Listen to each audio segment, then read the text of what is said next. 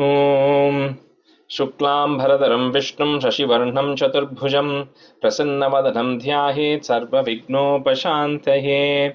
ॐ सहना भवतु सहनौ भुनक्तु सह वीर्यं करभावहै तेजस्विनावधीतमस्तु मा विद्विषावहै। ॐ शान्तिः शान्तिः शान्तिः। अगजानन पद्मार्कं गजाननमहर्निशम् अनेकदन्तं भक्तानाम् एकदन्तमुपास्महे। श्रीमहागणपतये नमः। गुरवे सर्वलोकानां विषजे भवरोगिणां निधये सर्वविद्यानां श्रीदक्षिणामूर्तये नमः।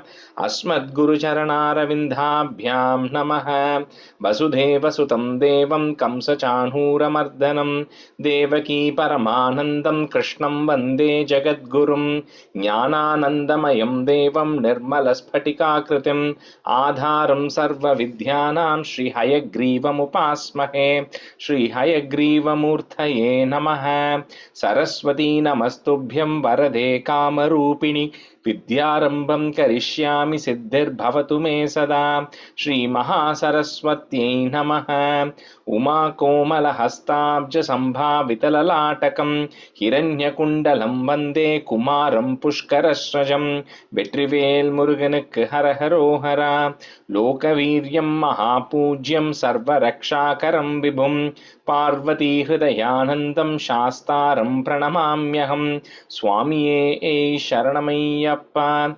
வாகர்த்தாபிவ சம்பிரக்தௌ வாகர்த்த பிரதிபத்தயே जगदः पितरौ वन्दे पार्वती परमेश्वरौ। श्री पार्वती परमेश्वराभ्यां नमः। कोमलं कूजयन् वेणुं श्यामलोऽयं कुमारकः वेदवेद्यं परब्रह्मा तस्मै श्रीगुरवे नमः। अस्मद्गुरुचरणारविन्दाभ्यां नमः। श्रीकृष्ण गोविन्द हरे मुरारे श्रीनाथ नारायण वासुदेव। श्रीकृष्ण गोविन्द हरे मुरारे श्रीनाथ नारायण वासुदेव। श्रीकृष्ण गोविन्द हरे मुरारे श्रीनाथ नारायण वासुदेव।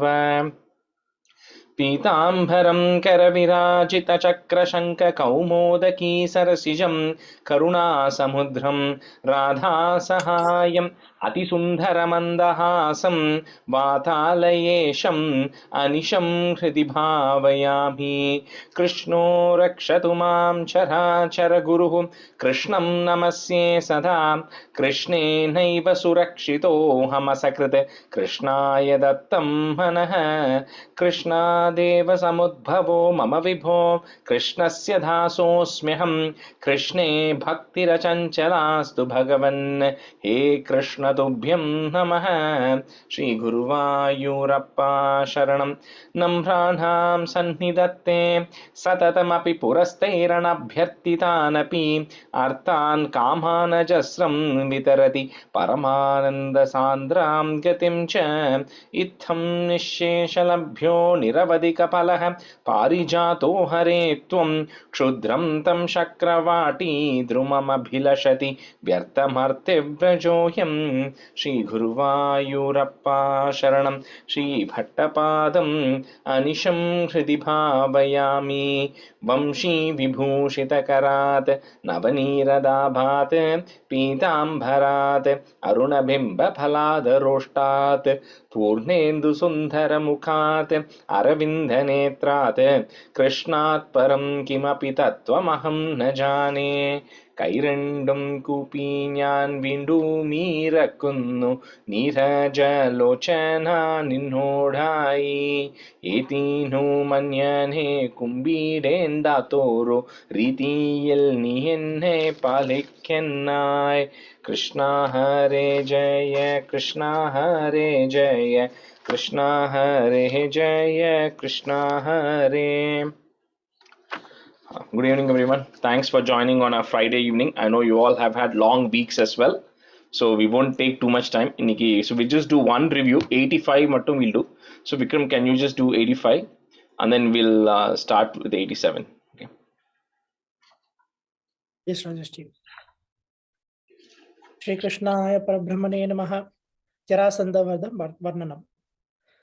ततो मगधभूभृता चिरनिरोधसङ्केशितं शताष्टकयुतायुतद्वितयमीश भूमिभृताम् अनाथशरणायते कमपि पूरुषं प्राहिनोत् आयाचत समागधक्षपणमेव किं भूयसा ययासुरभिमागधं तदनु नारदोदीरितात् युधिष्ठिरमकोद्यमादुभयकार्यपर्याकुलः विरुद्धजैनोद्वरात् अभयसिद्धिरित्युद्वेव शशंसुषि निजै समं पुरुमयेत युधिष्ठिरीम्. Second line, right? Viruddha Jainodvarat. Adukapram Ubhaya Siddhir. I think you said Abhaya. Ubhaya. Ubhaya Siddhir Ityuddhabe Shasam Shushi. अशेषदयितायुते त्वयि समागते धर्मजो विजित्य सहजैर्महीं भवदपाङ्गसंवर्धितैः श्रियं निरूपमां वहन्नः भक्तदासायितं भवन्तमयि मागधे प्रहितवान् सभीमार्जुनं गिरिव्रजपुरं गतास्तदनु देवयूयं त्रयो यया च समरोत्सवं द्विजमिषेण तं मागधम् अपूर्णसुकृतं त्वमुं पवनजेन सङ्ग्रामयन् निरीक्ष्य सहजिष्णुना त्वमपि राजयुद्ध्वा स्थितः अशान्तसमरोधतं विटपपाटना संज्ञया निपात्य जरससुतं पवनजेन निष्पाटितम् विमुच्य नृपतीन मुदा समनुगृह्य भक्तिं परां दिदेशित गतस्पृहानपि च धर्मगुप्त्यै भुवः प्रचकृषि युधिष्ठिरे तदनु राजसूयाद्वरं प्रसन्नभ्रतकी भवत् सकल राजकव्याकुलं त्वमप्ययि जगत्पते द्विजपदावने जादिकं चकर्त किमुं कथ्यते नृपवरस्य भाग्योन्नतिः. The fourth line, just Kimu. I think I heard Kimum. Just Kimu. Kimu कथ्यते. Yeah. ततः सवन कर्मणि प्रवरमग्र्य पूजा विधिं वचार्य सह देव वागनुगतः स धर्मात्मजः व्यदत्त भवते मुदा सदसि विश्वभूतात्मने तदा ससुरमानुषं भुवनमेव तृप्तिं दधौ. The second line, first word Vicharya. Okay, I think you must have just missed it. Bacharya or something. You said Vicharya. Yeah. ततः सपदि चेदिपो मुनि नृपेषु तिष्ठस्वहो सभाजयति को जडः पशुपदुर्दुरूटं वटुम् इति त्वयि स दुर्वचो वितति मुद्वमन्नासनात् उदापतदुदायुधः समपतनमुं पाण्डवाः निवार्य निजपक्षगानभिमुख्यस्य विद्वेषिणः त्वमेव जिह्ऋषे शिरो धनुजधारिणा स्वारिणां जनुस्तृतय लब्धया सतत चिन्तय शुद्धदीः त्वया स परमेकतां मधृतस् योगिनां दुर्लभां सतः सुमहिते त्वया क्रतुवरे ततः सुमहिते त्वया क्रतुवरे निरुद्धे जनो ययौ जयति धर्मजो जयति कृष्ण इत्यालपन् खलस्सतु सुयोधनो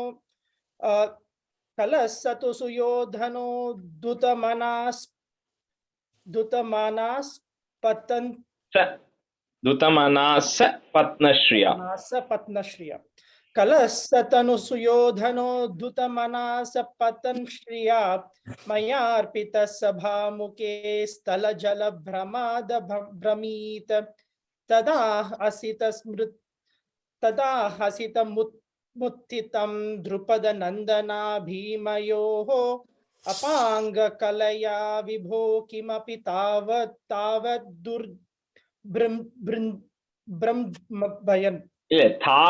उज्जृम्भयन्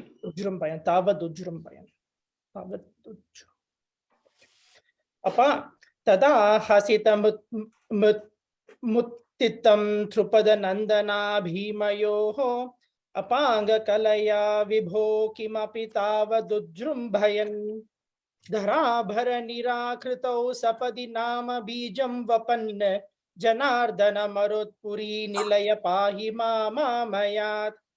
कृष्णाय परब्रह्मणे नमः. Okay, so it completes 85. So we'll start with 87.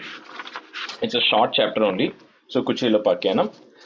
So Prabha, you can be student, and Rupa, you can be student. Okay. Okay. So stanza 1. कुचेलनामा भवतः सतीर्त्यतां गतः ससान्दीपनिमन्दिरे द्विजः त्वदेकरागेण धनादिनिस्पृहो दिनानि निन्ये प्रशमी गृहाश्रमी. So when Krishna in the 76th chapter, when we started, right, it starts with Gatva Sandhipanimata Chatushashti, where he learned 64 arts, right? We talked about how Krishna he was just a cowherd, so they sent him to school, right, through the Sandipani ashramam. So that's where he meets this person whose name is Sudama, right? And then he becomes very friends with him. So the Sudama, he is actually a Brahmin, Dvija. That's why the word Dvija is coming, because it means one who is twice born. So he comes from a very ritualistic family. He's he's learnt all the Vedas and is one of a person who is very devoted as well. So this person's name is called Kuchela, because Kuchela means somebody who is so poor that he is dressed in rags. So it's not like he's not wearing good clothes, he's just wearing torn clothes. So that person, a person who wears torn clothes, is called Kuchela. So this Sudama, he was so poor that he was only wearing torn clothes, right? That's why his name was called Kuchela. So this Sudama, then he is, like it says here, that he is absolutely not interested in anything which gives material pleasures. So not just monetary things or anything, but even anything which is related to material benefits or which is attached to the senses, he was not bothered by it at all. And he was remained as a Prashami Grihashrami. Although he was a Grihashrami, which means he was married, right? He was still very calm minded, and he still didn't get attached to anything which was giving material benefits or wealth or anything. And he was living a very dutiful Brahminful life, right? That's what he was doing, and he was living with his wife and family actually.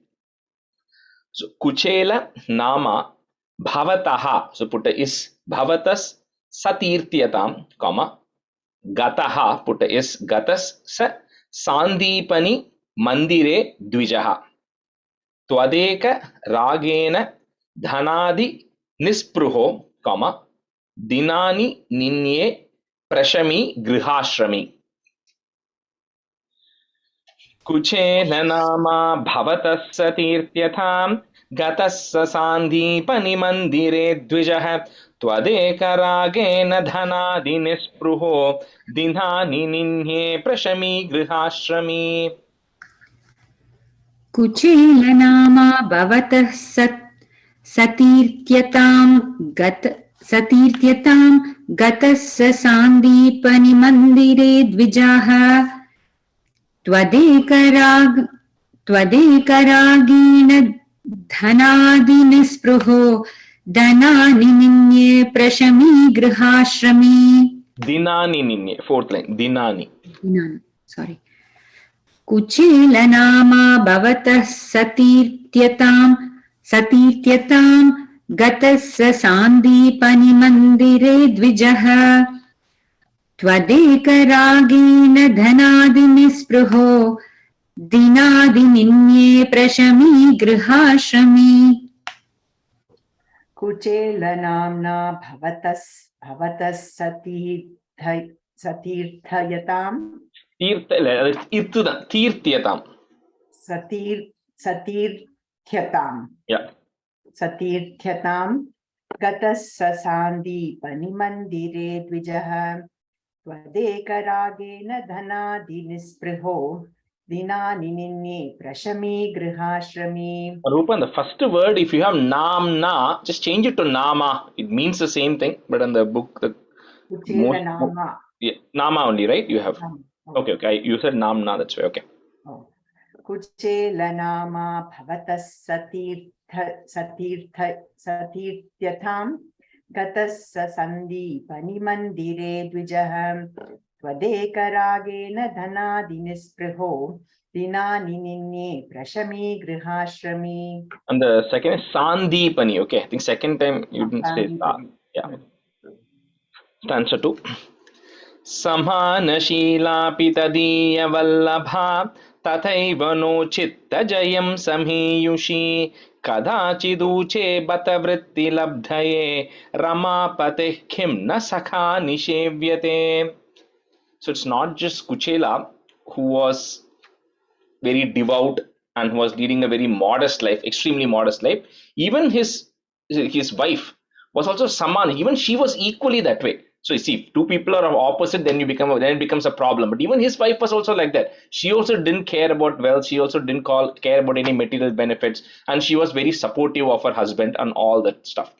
But unfortunately, or whatever, they had 27 kids, right? So when they have 27 kids, as a wife and as a mother, she has to take care of the household, right? So they were in such a pitiful state that so she also didn't know what to do. So that's why in Bhartri Purchase, although she was extremely good, she was extremely pious, Chitta Jayam, Chittam is your mind, right? So she still didn't have, like maybe a little bit less. She didn't have control over her mind like you did, like Sudama did, because she was very closely attached to everything. So she was beginning to feel the pain. Sudama was not feeling the pain of being so poor, but she was beginning to feel the pain. And every day, the Sudama talks about, oh, you know what, when I was studying and Sandipani Ashram, there was this person called Krishna. He was my very best friend, and now he is the king of Dwaraka, right? And of course the name spreads, right? So when everything is there, so then one day his wife says, you know what, like, you talking about Krishna as such a and he's a very famous king as well, he's a very rich king as well, and of course he's married to Rukmini, and they are all extremely well to do.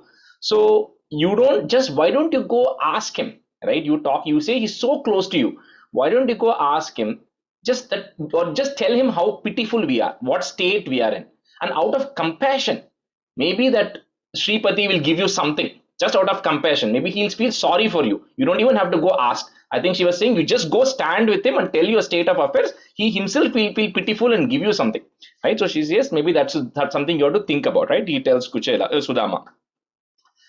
So samana shilapi tadiya vallabha, tathaiva no chitta jayam sameyushi kadachiduche bata vritti labdhaye, Ramapatihi, is there put a ich sound, Ramapatih kim na sakha nishevyate.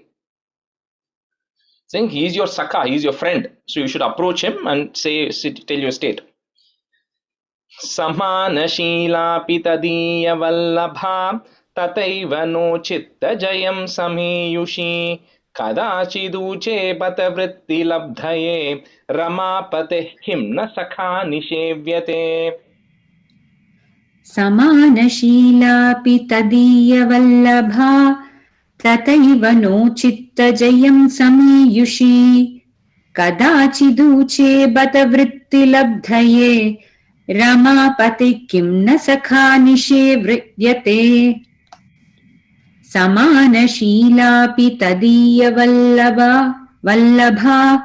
तथैव नो चित्तजयं समीयुषी कदाचिदूचे बत वृत्तिलब्धये रमापतिः किं न सखा निषेव्यते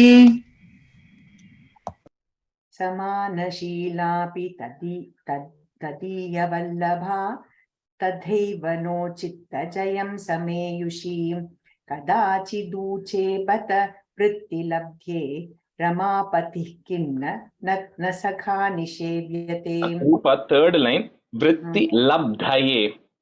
वृत्तिलब्धये समानशीलापि तदीयवल्लभा तथैव नो चित्तजयं समेयुषी कदाचिद्यूचे बत वृत्तिलब्धये रमापतिः किं न सखा निषेव्यते। Stanza 3. इति ऋतोऽयं प्रियया क्षुधार्तया जुगुप्समानोऽपि धने मदावहे तदा त्वधालोकनकौतुकाद्ययौ वहन् पटान्ते पृथुकानुपायनम्. So Sudama says, you know what, that's like a wonderful idea. He says it's such a great idea and says it will be such a blessing for me to go meet my friend who I haven't met for such a long time. He says, how come I never thought of this, right? He says, I've been talking about him every day. How come it never stuck to me that I should go meet him? And how come you also, his wife's name is Kalyani. So he says, no, how come you also didn't tell me that I should actually go meet my friend for all these days? So she says, yeah, that is true. He says, you know what, maybe Krishna is thinking about you now. That's why I felt like telling you to go meet him. So maybe that was the reason, because we talk about him every day, you keep telling, but it didn't strike to neither of us that you should go meet him, right? So maybe the time, this is the time, right? Maybe think of it as an auspicious thing that he's thinking about you. So he says, okay, so although this Sudama, he's like, he doesn't want any wealth because he knows with wealth comes pride and arrogance, so he wants to stay away from it. But then he also thinks maybe this is a good opportunity for me to at least go meet Krishna. Even if I don't go ask him for anything, I should take this opportunity to go meet him. So he says, since I'm going and meeting him after so many days, I need to take something to him, right, as a gift. So this Kalyani, they look around the house, they have absolutely nothing in their house to even give, nothing to give. So she literally goes to 4 other households, and then from each house she gets a mushti full of avil or whatever rice or whatever they have, just one handful, right? She gets from each of the houses, 4 houses she goes and gets, and then she takes a portion of her sari, rips it apart and packs that avil in that and says, go give this to your friend, right? This is the only thing we have, because they have absolutely nothing in their house. So then Sudama decides, okay, let me go meet. Now he's more thinking about how will he get entry into Dwaraka? How is he even going to get a chance to meet Krishna? Forget meeting and asking for stuff and all. How am I even able to go meet him, right? So he's thinking about it. So iti ritoyam priyaya kshudhartaya, comma, jugup samanopi dhane madavahe tada twadalokana kautukadhyayau, comma, vahan patante Pritukanupayanam. You can say that together. Pritukanupayanam. Iti ritoyam priyaya kshudartaya jugupsamanopi dhane madavahe tada twadalokana kautukadhyayau vahan patante pritukanupayanam. इति ऋतोऽयं प्रियया क्षुधार्तया जुगुप्समनोऽपि धने मदावहे तदा त्वदलोकन कौतुकाद्ययौ वहन् पटान्ते पृथुकानुपायनम्. And the 2 places, right, in the second line, Jugup Samanopi, that's a sound. Adhe mari same thing, third line, Twadalokana. Twadalokana, okay. Iti ritoyam priyaya kshudhartaya jugupsamanopi dhane madavahe tada twadalokana kautukadhyayau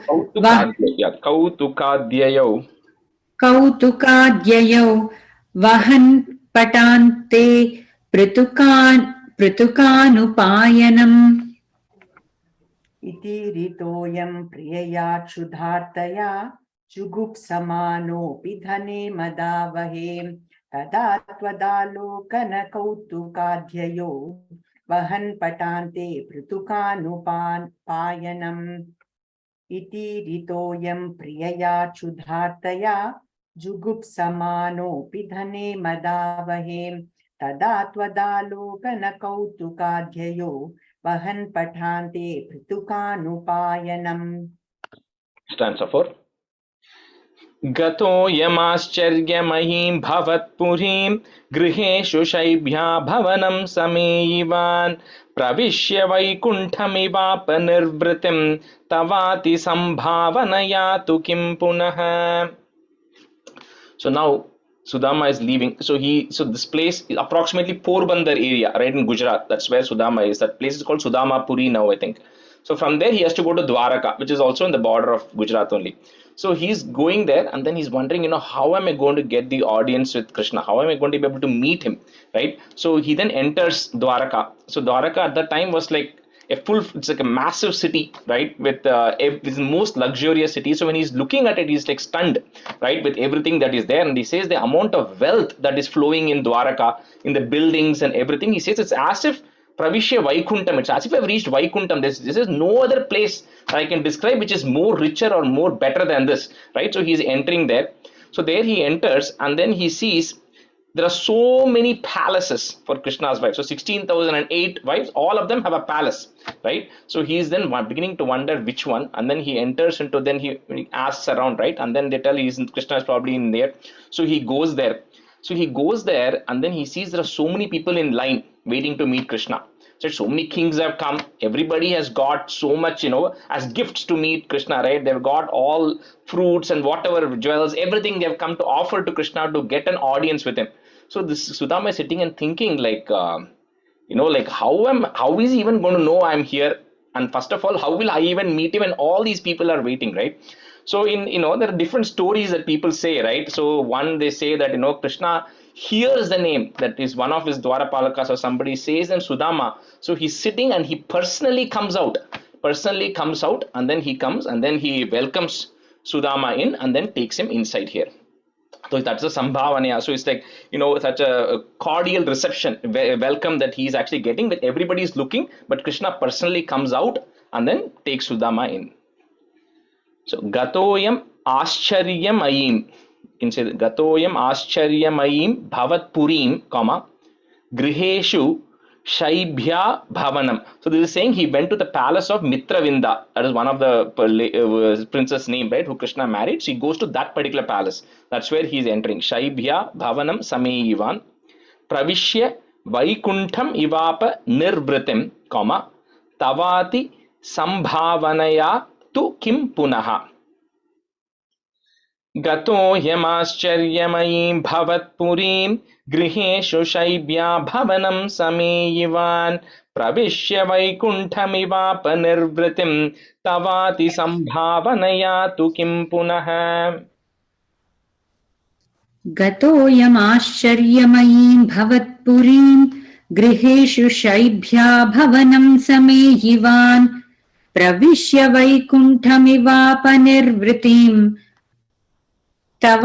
तवाति सम्भवनया तु किं पुनः. सम्भावनया तु किं पुनः.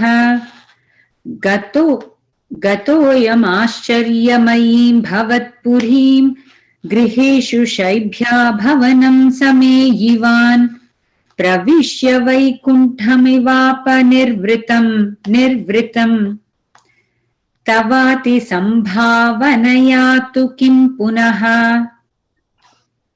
गतोऽयमाश्चर्यमयीं भवत्पुरीं गृहेषु शैभ्या भवनं समेहिवान् प्रविश्य वैकुण्ठमिवाप्यनिर्वृतिं तवाति सम्भावनया तु किं पुनः. On the third line, Ivapa, I heard a ya sound, just Vaikuntham Ivapa. Vaikunthamivaapa. Okay. गतोऽयमाश्चर्यमयीं भवत्पुरीं गृहेषु शैभ्या भवनं समेहिवान् प्रविश वैकुण्ठमिवापनिर्वृत्तिं तवाति सम्भावनया तु किं पुनः. Stanza 5. प्रपूजितं तं प्रियया च वीजितं करे गृहीत्वा कथयः पुरा कृतं यदिन्धनार्धं गुरुदारचोदितैः अपर्तु वर्षं तदमर्षिकानने. So now where Krishna might normally meet people in some other entrance or some other rooms of the house, so with Sudama he gets access directly to the inner chambers, right? So Krishna takes him directly to his private room and makes him sit in his bed, and then he washes his feet, right? And then he takes in the Bhagavatam, which is very beautifully that you who purifies the whole world, you are purifying your head with the water that is you're washing it Sudama's feet, right? So he washes Sudama's feet and sprinkles the water on his head. Then Rukmini is there. Rukmini is fanning Sudama.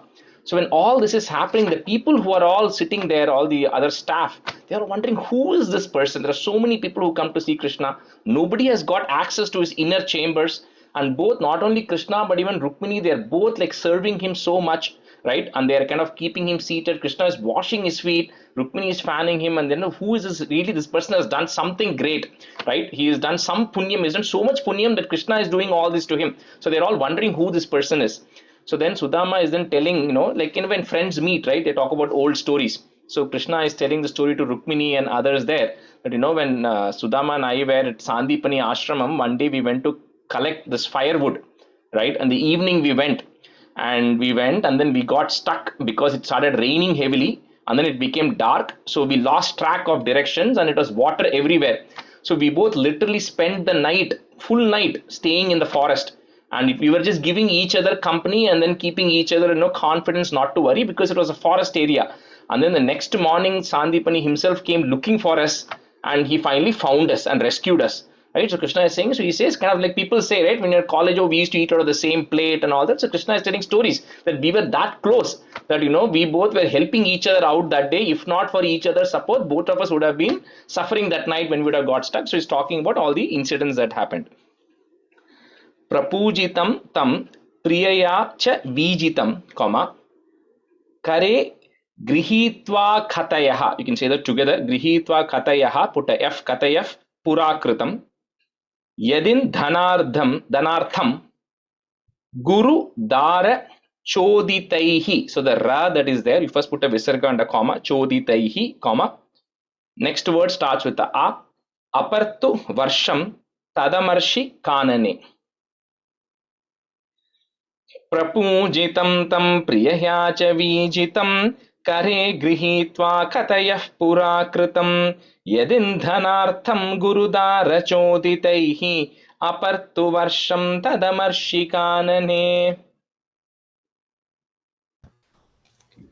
प्रपूजितं तं प्रियया च वीजितं करे गृहीत्वा कतयः पुराकृतं यदिन्धनार्थं गुरुदारचोदितैः अपर्तु वर्षं तदमर्षिकानने प्रपूजितं तं प्रियया च वीजितं करे गृहीत्वा कतयः पुराकृतं यदिन्धनार्थं गुरुदारचोदितैः अपर्तु वर्षं तदमर्षिकानने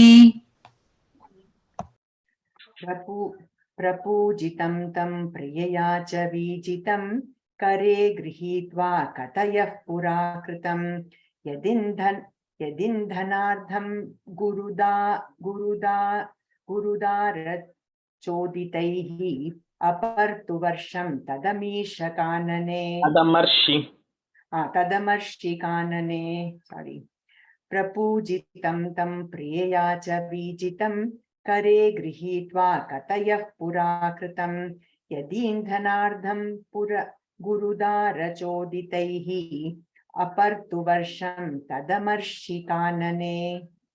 Stanza 6. Trapajushosmat prutukam baladatha प्रगृह्य मुष्टौ सकृदाशिते त्वया कृतं नन्वियतेति सम्भ्रमात् रमाकिलोपेत्यकरं रुरोदते. So then Krishna, of course, they have very sumptuous dinner. Krishna throws a big feast, right, for Sudama that night. And most of the time, Sudama hasn't even seen or heard of, right, very lavish feast he has. Then Krishna then tells Sudama, so tell me, what have you done, right, after you left the school, right? He says, I'm sure you would have got married, you would have got settled. But he says, but one thing he says, I'm very sure. I'm sure you're following the Vedic principles. I'm sure you're not, you're not attached to material things. I know you are not that kind of a person. And I hope you're still maintaining that, not getting affected by all this wealth and other desires and everything. and then you are focused on your Vedas and everything. So and then so she then Sudama then it talks, right? And Krishna says, okay, so what have you got for me? You're meeting me after such a long time. So what have you got for me? And so Sudama is like shy because he saw all those great gifts that so many people had got when he saw in the lobby when he was waiting. Then he saw the feast that Krishna has thrown, and he's like, it doesn't even make sense for me to even think about offering. It's out of question, right? We also, when you want to give somebody something, and you have such a small, minuscule, insignificant thing, you are like, should I even give it? It's not even worth giving it. Better to say I didn't bring anything, right? So Sudama is like thinking. So Krishna is like, no, see, he says, for me, anything, so even the smallest gift that a devotee or anybody offers me with pure love, right, is more important than anything else anybody can offer. He says, even if that person is offering me a leaf or a fruit or even water, if you have nothing, but if they're offering with devotion, that is the highest form that I can get. So he says, I'm sure you would have given me something. So what have you got? So Sudama is still shying. Then Krishna sees that small pouch which is attached to Sudama. So he pulls that pouch out of that, and then he sees what is it, and he sees this avil. So then he takes this avil. He says, oh, this is my favorite. I'm so glad you remembered what my most favorite item is. Then he takes one mushti full of it and he eats. Then he's about to grab the second. That's why it says Rama. Rama is like Lakshmi Devi or Rukmini. So Rukmini is holding his hand and saying, Kritam, Kritam. He said, that's enough, that's enough. You've already had a heavy dinner.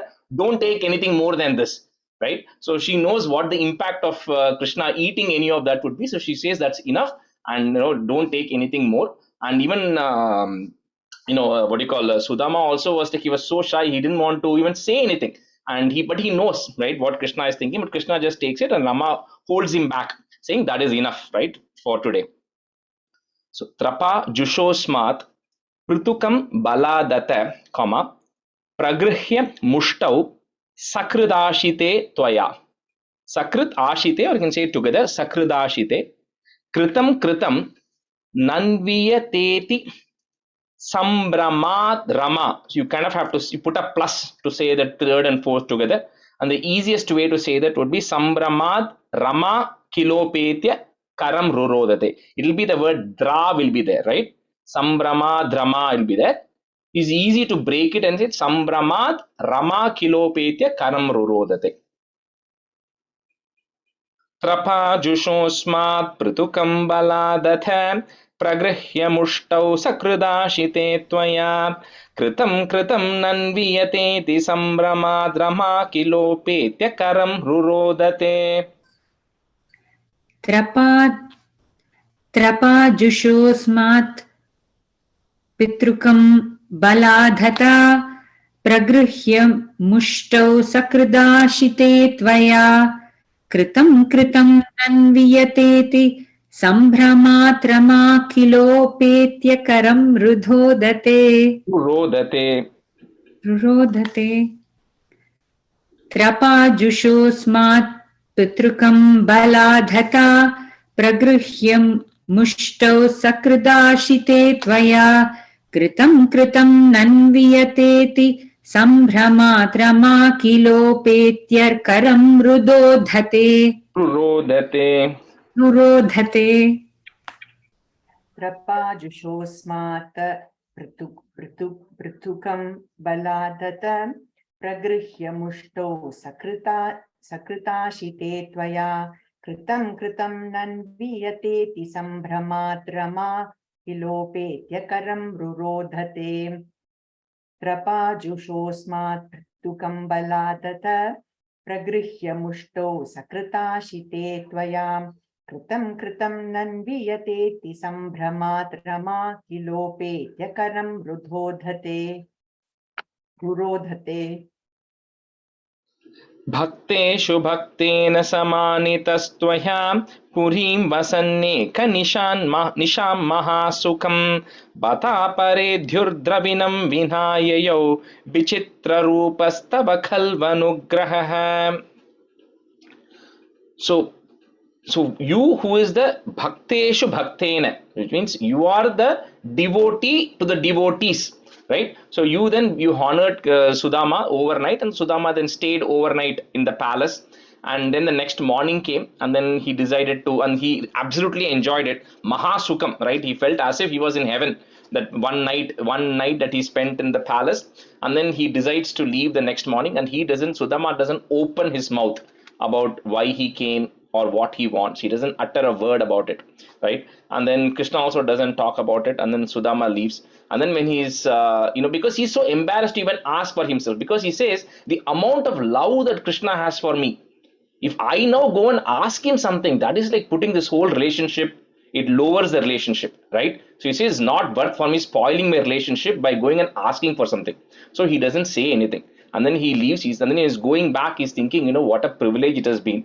Because first of all, for me to be able to come here, I got this opportunity. Then amongst everybody, Krishna decides to meet me. He takes me to his inner quarters. Then he washes my feet. Rukmini is fanning me. He's giving me all this food. Then I stayed in his own quarters that whole night, right? So he says it's really a blessing that this is, even the demigods will not get such an opportunity that I am getting. So he's feeling very happy and he's leaving. And here Bhattripad is saying at the end, Vichitra Rupaha Tava Kalva Anugraham. The Anugraham that you give will be very Vichitram. People will not understand what is the Anugraham you have given them. Right. And because Sudama came thinking about something, but although he didn't get anything, he's going back happily just with the merit of seeing you. Says that is the Anugraham you have given him. You have given him that opportunity. It is that Vichitram is your Anugraham that people don't realize, right? So bhakteshu bhaktena sa manitas tvaya, purim vasanneka nisham mahasukham bataparedhyur dhyason bataparedhyur dravinam vina yayau, vichitra rupas tava khalvanugraha. Bhakteshu bhaktena samanitastvaya purim vasanneka nisham mahasukham bataparedhyur dravinam vinayayau vichitra rupastava khalvanugraha. Bhakteshu bhaktena samani tatastvaya purim manitastvaya purim vasane kanisham mahasukham bata paradhyur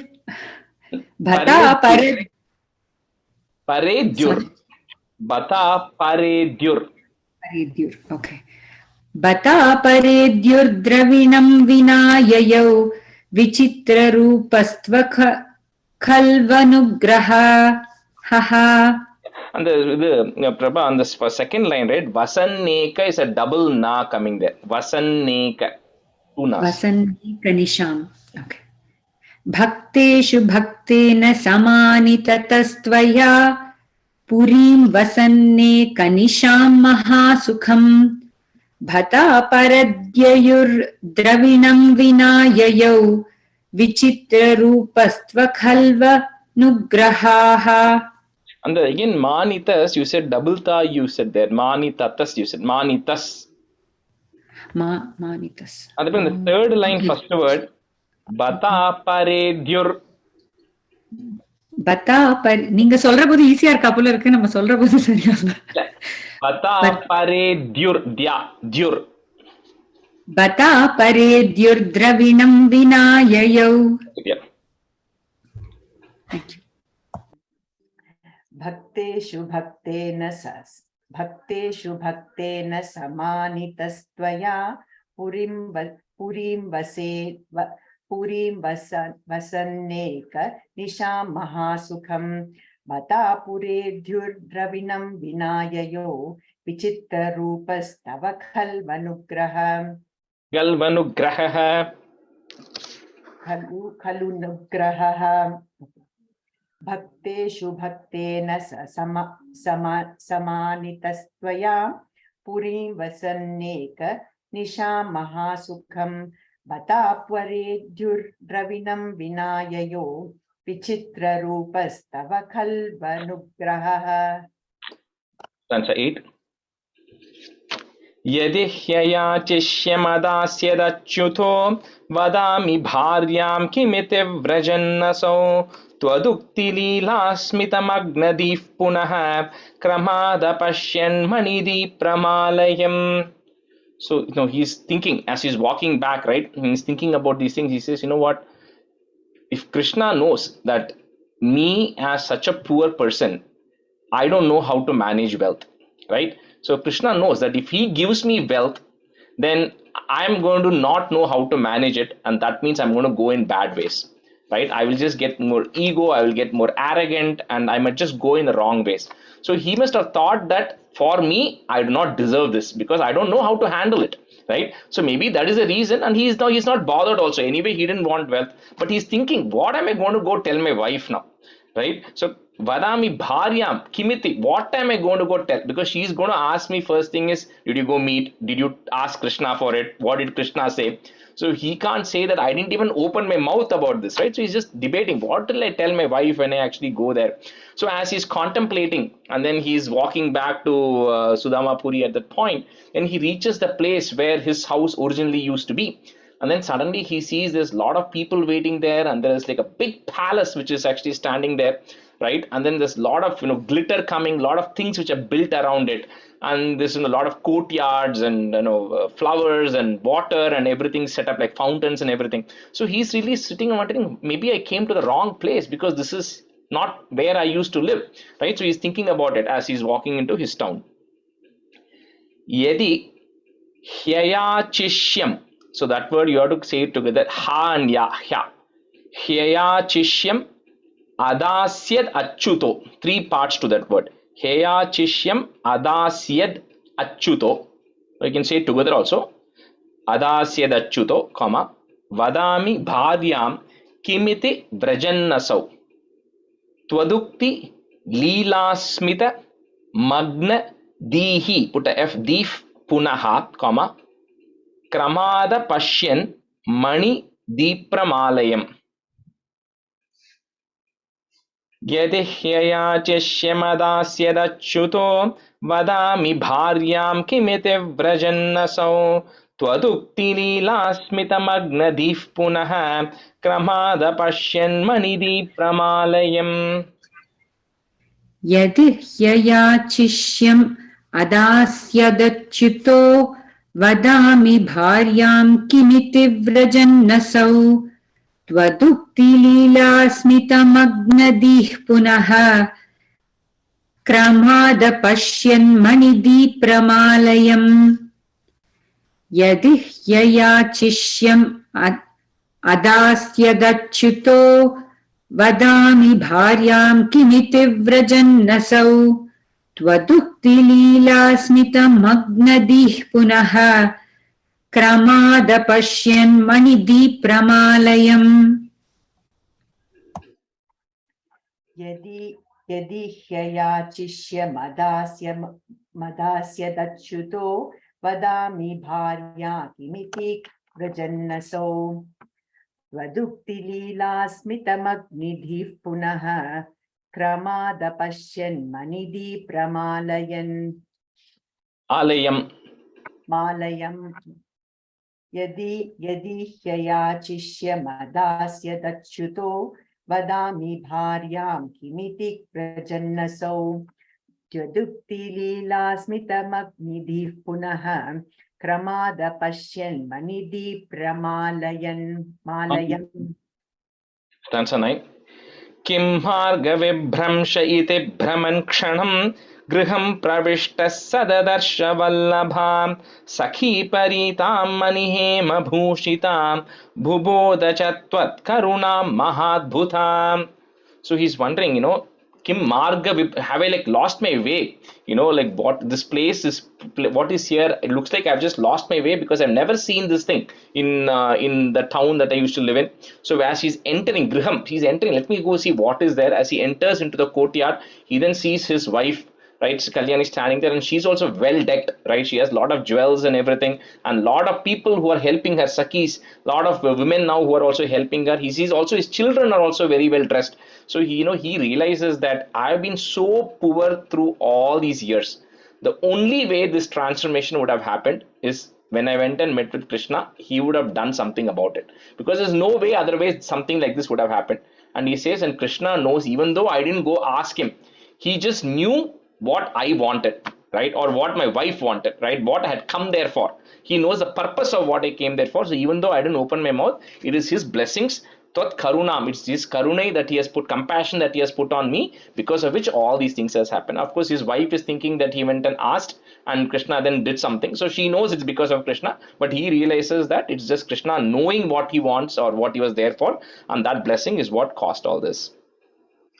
Kim marga vibhramsha iti brahman kshanam, comma, griham pravishtaha, putta is pravishtas sa dadarsha vallabham sakhi paritam mani hema bhushitam, comma, bubhoda cha tvat karunam mahadbhutam. Kim marga vibhramsha iti brahman kshanam griham pravishtas sadadarsha vallabham sakhi paritam mani hema bhushitam bubhoda cha tvat karunam mahadbhutam. किं मार्गविभ्रंश इति भ्रमान् क्षणं गृहं प्रविष्टः स ददर्श वल्लभां सखीपरीतां मणिहेमभूषितां बुबोध च त्वत्करुणां महाद्भुताम्. किं मार्गविभ्रंश इति भ्रमन् क्षणं गृहं प्रविष्टः सददर्श वल्लभां सखीपरीतां मणिहेमभूषितां बुबोध च त्वत्करुणां महाद्भुताम्.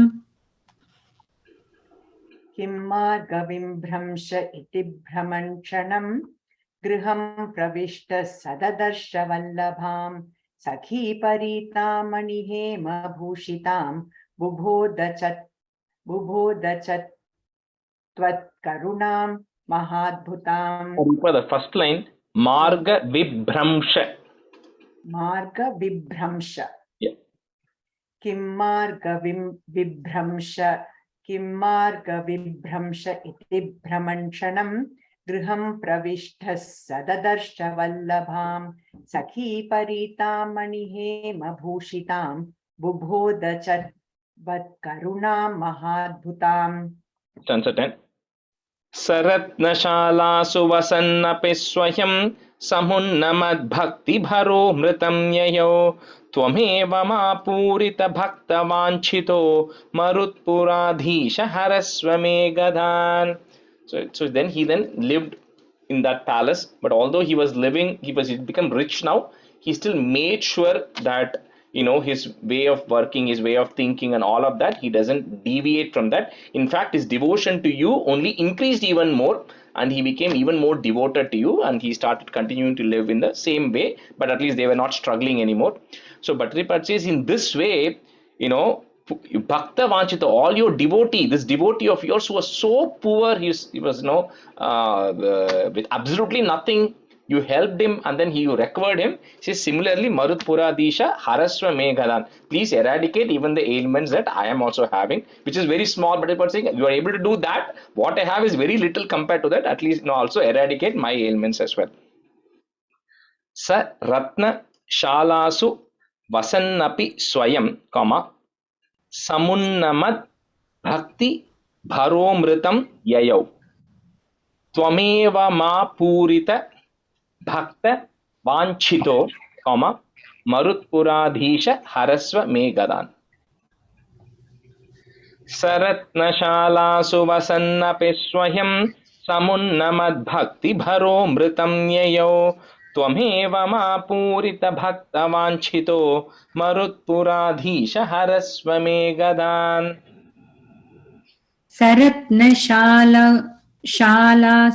शालासु वसन्नपि स्वयं समुन्नमद्भक्तिभरोमृतं ययौ त्वमेव मापूरितभक्तवाञ्छितो मरुत्पुराधीश हरस्व मे गदान्. सरत्नशालासु वसन्नपि स्वयं समुन्नमद्भक्तिभरो भरोमृतं ययौ त्वमेव मापूरितभक्तवाञ्छितो मरुत्पुराधीश हरस्व मे गदान् सरत्नशालासु वसन्नपि स्वयं समुन्नमद्भक्तिभरोमृतं ययो त्वमेव मापूरितभक्तवाञ्छितो मरुत्पुराधीश हरस्व मे गदान् सरत्नशालासु वसन्नपि स्वयं समुन्नमद्भक्तिभरोमृतं ययो त्वमेव मापूरितभक्तवाञ्छितो मरुत्पुराधीश हरस्व मे गदान् Shri Krishnaya Parabrahmane Namaha. This will end the class here. Next class is kind of like it's another very important chapter, Santana Gopalopakyanam, and it is also is a culmination of Krishna Avataram in Narayaneeyam. So that is the last chapter, which is anything related to Krishna. After that, then Bhattacharya then goes into philosophy, enlightenment, path of that, all of that is in the 90s, right? So this pretty much 88 is the last. It starts at 39 with the Krishna Avataram and it ends at 88. So that is the last related to Krishna Avataram. We'll cover it in the next class. सान्ध्रानन्दावबोधात्मकमनुपमितं कालदेशावदेभ्यां निर्मुक्तं नित्यमुक्तं निगमशतसहस्रेण निर्भास्यमानम् अस्पष्टं दृष्टमात्रे पुनरुरुपुरुषार्थात्मकं ब्रह्मतत्त्वं तत्तावद्भाति साक्षात् गुरुपवनपुरे हन्त भाग्यं जनानाम् कायेन वाचा मनसेन्द्रियैर्वा बुद्ध्यात्मना भा प्रकृते स्वभावात् करोमि यत् सकलं परस्मै नारायणायेति समर्पयामि. Okay. Thank you everybody. Thank you. Happy Diwali. Happy Diwali. Oh, Thank you. Happy Diwali. Diwali. Happy Diwali everyone. Yeah. Have a good weekend. You too guys. Bye. Happy Diwali. Thank you. Bye everyone. Bye.